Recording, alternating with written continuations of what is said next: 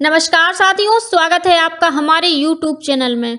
आप छत्तीसगढ़ की किस जगह से हमारे समाचार सुन रहे हैं, कृपया कमेंट बॉक्स में लिखकर हमें जरूर बताएं। रायपुर से प्रस्तुत हैं छत्तीसगढ़ के प्रादेशिक समाचारों के साथ मैं रजनी शुक्ला। पहले मुख्य समाचार। भानु प्रतापपुर उपचुनाव के लिए कल नामांकन पत्रों की जांच के बाद 21 उम्मीदवारों के नाम निर्देशन पत्र विधि मान्य पाए गए। 21 नवंबर नाम वापसी की अंतिम तारीख है। केंद्र सरकार ने स्पष्ट किया है कि मौजूदा रबी मौसम में किसानों की जरूरतें पूरी करने के लिए देश में पर्याप्त मात्रा में उर्वरक उपलब्ध है। राज्यपाल कल कलिंगा विश्वविद्यालय के दीक्षांत समारोह में शामिल हुई 189 विद्यार्थियों को स्वर्ण पदक प्रदान किए। और जांजगीर चांपा जिले के कटनई गांव में कल से राष्ट्रीय सेवा योजना का 7 दिवसीय संयुक्त शिविर शुरू। अब समाचार विस्तार से। भानु प्रतापपुर विधानसभा उपचुनाव के लिए दाखिल किए गए नामांकन पत्रों की कल जांच की गई। जांच में 21 अभ्यर्थियों के नाम निर्देशन पत्र विधि मान्य पाए गए, वहीं 18 के नामांकन निरस्त कर दिए गए। कांग्रेस की उम्मीदवार सावित्री मंडावी, भाजपा प्रत्याशी ब्रह्मानंद नेताम, गोंडवाना गणतंत्र पार्टी के घनश्याम जुर्री के साथ ही 5 विभिन्न पार्टियों और 16 निर्दलीयों को मिलाकर 21 उम्मीदवारों के नाम निर्देशन पत्र विधिमान्य पाए गए हैं। परसों नामांकन जमा करने के अंतिम दिन तक 39 अभ्यर्थियों ने नामांकन दाखिल किया था। इस उपचुनाव के तहत अभ्यर्थी 21 नवंबर तक नाम वापस ले सकते हैं। 5 दिसंबर को वोट डाले जाएंगे, वहीं मतगणना और चुनाव परिणाम की घोषणा 8 दिसंबर को होगी। भानु प्रतापपुर उपचुनाव के लिए गठित मतदान दल के लगभग 650 पीठासीन अधिकारी और मतदान अधिकारी को कल प्रशिक्षण दिया गया। इस बीच भारतीय जनता पार्टी ने भानु प्रतापपुर उपचुनाव के लिए स्टार प्रचारकों की सूची जारी कर दी है। इसमें प्रदेश अध्यक्ष अरुण साव, राष्ट्रीय उपाध्यक्ष डॉक्टर रमन सिंह, नेता प्रतिपक्ष नारायण चंदेल, प्रदेश प्रभारी ओम प्रकाश माथुर, अजय जामवाल, शिव प्रकाश और सह प्रभारी नितिन नवीन सहित पार्टी के 40 दिग्गज नेताओं को शामिल किया गया है। इसके अलावा पार्टी ने इस उपचुनाव के लिए विधायक ब्रजमोहन अग्रवाल को प्रभारी नियुक्त किया है। वहीं राम विचार नेताम, शिवरतन शर्मा और मोतीलाल साहू को सह प्रभारी बनाया गया है। इस बीच प्रदेश प्रभारी ओम प्रकाश माथुर 21 नवंबर को 4 दिवसीय प्रवास पर छत्तीसगढ़ आ रहे हैं। इस दौरान वे पार्टी की कोर कमेटी प्रदेश पदाधिकारियों के साथ ही मोर्चा अध्यक्षों की बैठक लेंगे। इस बीच प्रदेश कांग्रेस कमेटी ने भी इस उपचुनाव में पार्टी के प्रचार प्रसार को गति देने के लिए सेक्टरवार प्रभारी नियुक्त कर दिए हैं। केंद्र सरकार ने स्पष्ट किया है कि मौजूदा रबी मौसम में किसानों की जरूरतें पूरी करने के लिए देश में पर्याप्त मात्रा में उर्वरक उपलब्ध है। रसायन और उर्वरक मंत्रालय ने कहा कि केंद्र सभी राज्यों की जरूरत के मुताबिक यूरिया, डीएपी और पोटाश सहित सभी तरह की उर्वरक उपलब्ध करा रहा है। मंत्रालय ने कहा है कि यह राज्यों की जिम्मेदारी है कि वह उर्वरकों की उपलब्धता सुनिश्चित करें। राज्यपाल अनुसुईया उइके कल नवा रायपुर स्थित कलिंगा विश्वविद्यालय के दीक्षांत समारोह में शामिल हुई। इस अवसर पर 189 विद्यार्थियों को स्वर्ण पदक और 218 को पीएचडी की उपाधि प्रदान की गई। समारोह को संबोधित करते हुए राज्यपाल ने विद्यार्थियों से कहा कि उद्देश्यों और लक्ष्यों के बिना जीवन में सफलता नहीं मिलती, इसलिए जीवन में सफलता के लिए लक्ष्य तय कर अच्छे उद्देश्यों के साथ आगे बढ़ें। राज्यपाल ने नई राष्ट्रीय शिक्षा नीति के लिए प्रधानमंत्री नरेंद्र मोदी का आभार व्यक्त करते हुए कहा कि इस नीति को बेहतर ढंग से अमल में लाने से अगली पीढ़ी के शैक्षणिक जीवन में सकारात्मक बदलाव आएगा। इस अवसर पर राज्य निजी विश्वविद्यालय विनियामक आयोग के अध्यक्ष डॉक्टर उमेश मिश्रा और कलिंगा विश्वविद्यालय के अध्यक्ष राजीव कुमार भी उपस्थित थे। राज्य शासन ने समर्थन मूल्य पर धान बेचने के लिए पंजीयन से वंचित किसानों को एक और अवसर देते हुए इसकी तिथि और बढ़ा दी है। छूटे हुए किसान 21 नवंबर तक अपने क्षेत्र के तहसील कार्यालय या सहकारी साख समिति के दफ्तर में जाकर पंजीयन करा सकते हैं। जनता कांग्रेस छत्तीसगढ़ के प्रदेश अध्यक्ष अमित जोगी की पत्नी ऋचा जोगी ने अपने विरुद्ध दर्ज एफआईआर को कोर्ट में चुनौती देने की बात कही है।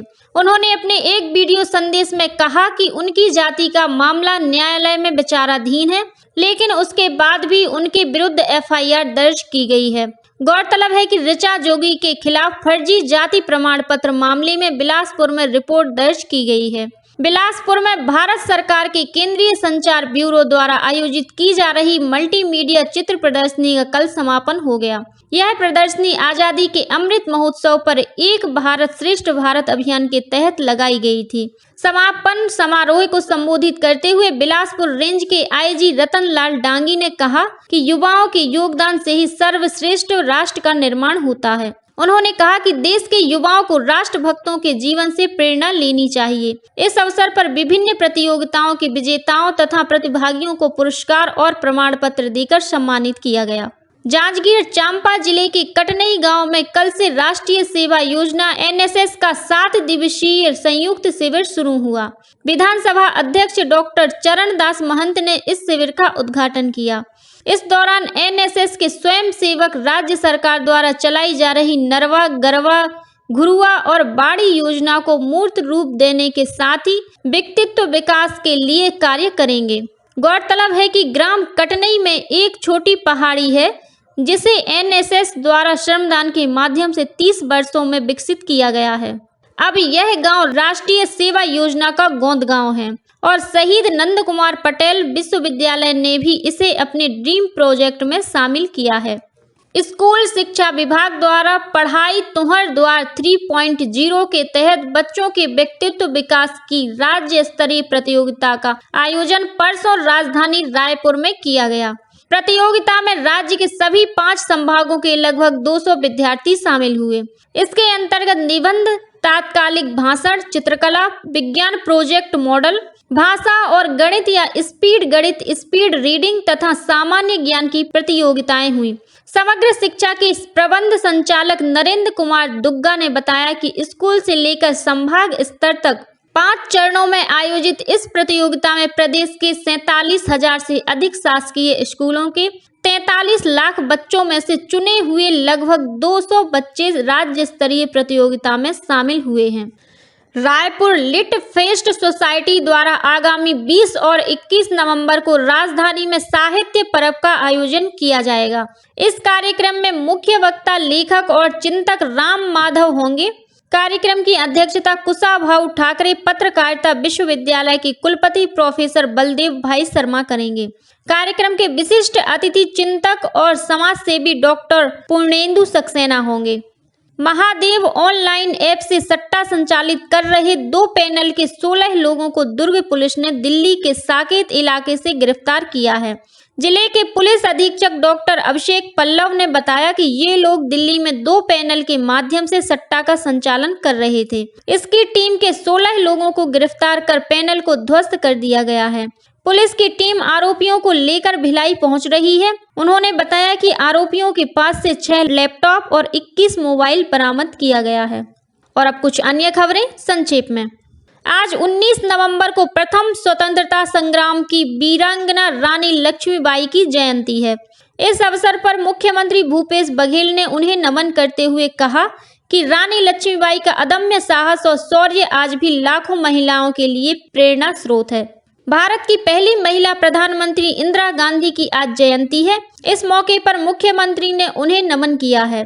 प्रसार भारती के सीईओ बनाए गए आईएएस गौरव द्विवेदी को छत्तीसगढ़ शासन ने कल कार्य मुक्त कर दिया है। उनके स्थान पर योजना, आर्थिक और सांख्यिकी विभाग का प्रभार हिमशिखर गुप्ता को दिया गया है। श्री द्विवेदी 21 नवंबर को प्रसार भारती के सीईओ के रूप में पदभार संभालेंगे। छत्तीसगढ़ के प्रख्यात विधि विशेषज्ञ और कानूनविद CN झा का कल बिलासपुर में निधन हो गया। मुख्यमंत्री भूपेश बघेल ने उनके निधन पर गहरा दुख व्यक्त किया है। विश्व धरोहर सप्ताह आज 19 नवंबर से 25 नवंबर तक मनाया जाएगा। इस दौरान विरासतों के प्रति जन जागरूकता पैदा करने के लिए विविध कार्यक्रमों का आयोजन किया जाएगा। राजनांदगांव जिले के डोंगर गांव ब्लॉक के दर्री मटिया में एनीकट टूटने के मामले में जल संसाधन विभाग ने उपयंत्री किरण राम टेके को निलंबित कर दिया है। गौरतलब है कि विगत सितंबर माह में बाढ़ के दौरान पहले से ही क्षतिग्रस्त एनीकट का गेट नहीं खोलने के कारण यह टूट गया था, जिससे कई एकड़ में लगी फसल खराब हो गई थी। भारतीय जनता पार्टी की मुंगेली इकाई ने हेमेंद्र गोस्वामी के खिलाफ फर्जी जाति प्रमाण पत्र के जरिए नगर पालिका अध्यक्ष का पद हासिल करने का आरोप लगाते हुए कलेक्टर के नाम ज्ञापन सौंपा है। जांजगीर चांपा जिले के शासकीय ITI शक्ति में 21 नवंबर को सुबह 11 बजे से रोजगार पंजीयन शिविर का आयोजन किया जाएगा। पेंड्रा से बिलासपुर आ रही एक यात्री बस कल शाम बंजारी घाटी के पास मंदिर से जा टकराई। इस हादसे में 10 से अधिक यात्री घायल हो गए हैं। जांजगीर चांपा जिले में मुलमुला थाना क्षेत्र के ग्राम पकरिया झूलन में कार और कैप्सूल वाहन के बीच हुई टक्कर में कार चालक एक व्यक्ति की मौत हो गई। वहीं कार में सवार 2 बच्चे गंभीर रूप से घायल हो गए, जिन्हें बिलासपुर रेफर किया गया है।